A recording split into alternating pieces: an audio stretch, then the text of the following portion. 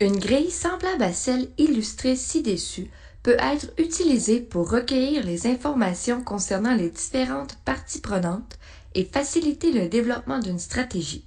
Si l'on reprend la mise en situation précédente et ses acteurs, voici comment elle pourrait être complétée. La dernière étape de la circonscription du mandat de projet est la planification. Bien que la gestion de projet est un domaine d'étude en soi, il est important pour une ceinture verte de connaître les fondements de base de cette étape. L'équipe de projet inclut généralement un propriétaire exécutif du projet, qu'on appelle champion du projet dans le jargon, un ou des gestionnaires de processus qui sont responsables de la chaîne de valeur ou d'un segment de celle-ci, des conseillers Lean Six Sigma qui agissent à titre de gestionnaire de projet ou d'experts en amélioration des processus, ce sont les ceintures vertes et noires. On pourrait également aller chercher toute autre ressource interne ou externe pour se joindre à l'équipe parce qu'elle possède des connaissances approfondies et des connaissances techniques suffisantes du procédé, parce qu'elles peuvent être un leader positif pour la gestion du changement, être un expert à solliciter aux besoins, être un représentant des clients et des fournisseurs, et qu'elle peut agir à titre de soutien pour des besoins particuliers. Lors de la composition de l'équipe, il est important de considérer la disponibilité des personnes.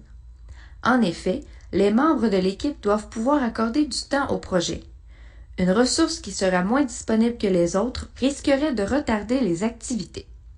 La planification doit prendre en compte les périodes d'activité particulières et prévisibles, comme les surplus de demandes ou les congés, ainsi que tout autre facteur pouvant avoir un impact sur le projet afin d'éviter les mauvaises surprises. Le champion est la personne d'influence qui supporte le projet. Comme son nom l'indique, c'est la personne qui va défendre le projet et en faire la promotion. Pour ce rôle, on cherche idéalement un leader proactif, créatif et stratégique. Ce n'est pas nécessairement un expert du Lean Six Sigma, mais il en saisit les concepts généraux. Il est conseillé par une ceinture noire ou un maître ceinture noire, ou il est lui-même certifié. Dans les projets de moyenne envergure, ce rôle conseil peut être réalisé par la ceinture verte.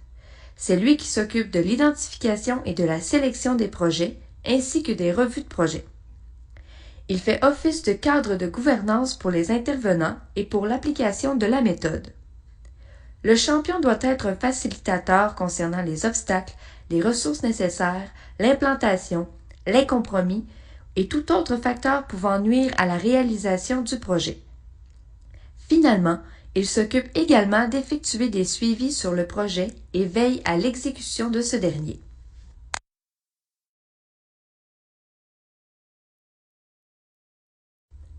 Le propriétaire de processus est habituellement un cadre intermédiaire qui gère le processus qui sera amélioré.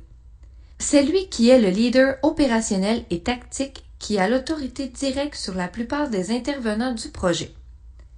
Il est rarement formé en Lean Six Sigma, mais est accompagné par une ceinture verte ou noire pour tout ce qui relève du Lean Six Sigma. C'est lui qui s'occupe de la gestion de l'opérationnalisation et de la méthodologie pour son processus parce que c'est lui qui possède l'autorité directe qui lui permet de faire appliquer les changements. C'est également lui qui contrôle les résultats, résout les problèmes et effectue les suivis du projet.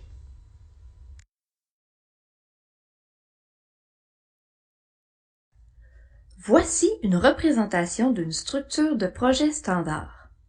Tout au sommet, on retrouve le champion. Grand représentant du projet, ce dernier est soutenu par le propriétaire du processus et la ceinture noire. Le propriétaire du processus gère les autres intervenants, tandis que la ceinture noire gère les ceintures vertes et jaunes. Bien que cette structure dessine une certaine hiérarchie, il est primordial de conserver la notion que peu importe le niveau hiérarchique, tous ces acteurs collaborent ensemble afin de mener à bien le projet d'amélioration, car, dans une équipe Lean Six Sigma, tout le monde est imputable de l'objectif.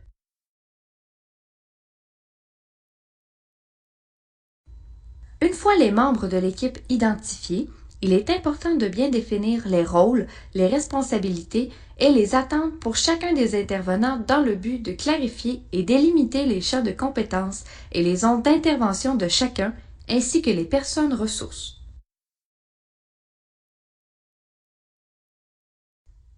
Voici un exemple d'une grille listant les rôles, les responsabilités et les attentes pour un analyste d'affaires.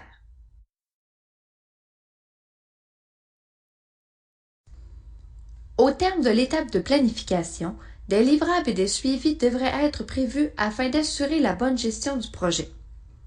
Un livrable constitue en un bien à produire présentant les résultats attendus suite à la réalisation d'actions. Des suivis, quant à eux, peuvent être présentés sous forme d'une série de points de vérification de l'avancée des travaux versus la planification, d'une évaluation des retards, des impacts, d'ajustements ou d'outils. Ces derniers permettent entre autres de donner un aperçu commun de l'avancement des travaux, de rassurer les parties prenantes quant au bon déroulement du projet, ainsi que de gérer les attentes des parties prenantes. En résumé, pour circonscrire un mandat de projet, la première étape est de définir le problème. Ce dernier est identifiable lorsqu'un écart entre la situation actuelle et l'état désiré est présent. L'énoncé du problème ne contient pas de cause ou de solution. Vient ensuite l'étape de la définition des objectifs.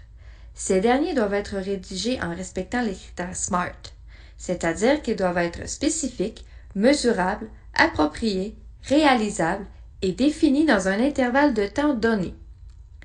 Une fois le problème et les objectifs définis, une analyse de rentabilisation doit être effectuée afin de convaincre de la rentabilité et de la priorité du projet.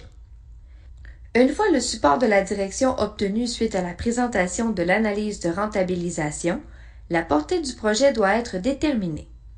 Le FIPEC et l'analyse des parties prenantes sont des outils qui soutiendront cette étape. Finalement, pour clore la circonscription du mandat de projet, le gestionnaire du projet, soit le conseiller Lean Six Sigma, effectuera la planification du projet en formant une équipe de travail pour laquelle les rôles, les responsabilités et les attentes de chaque acteur seront définis et en déterminant les livrables et les suivis qui devront être produits tout au long du projet.